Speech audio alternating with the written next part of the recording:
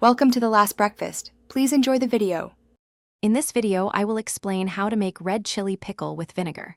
First, select vibrant red chilies, ensuring they are fresh and free from any damage. You will also need a good quality vinegar, along with a selection of aromatic spices. Remember to sterilize your pickling jar thoroughly before you begin, as this is crucial for preserving your pickle. This initial preparation sets the stage for a delicious homemade condiment. Once you have your chilies, wash them gently under running water and then dry them completely.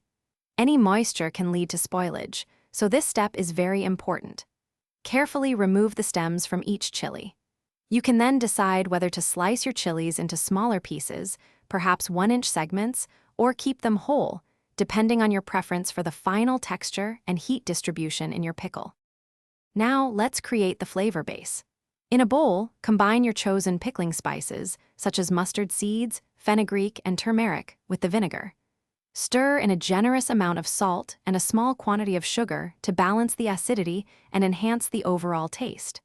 Add your prepared chilies to this mixture, ensuring every piece is well coated. This marination step allows the chilies to absorb all the wonderful flavors. Carefully transfer the chili and spice mixture into your sterilized jar, pressing down gently to remove any air pockets. Make sure all the chilies are completely submerged in the vinegar and spice liquid. This is vital for proper preservation. Seal the jar tightly and store your red chili pickle in a cool, dark place.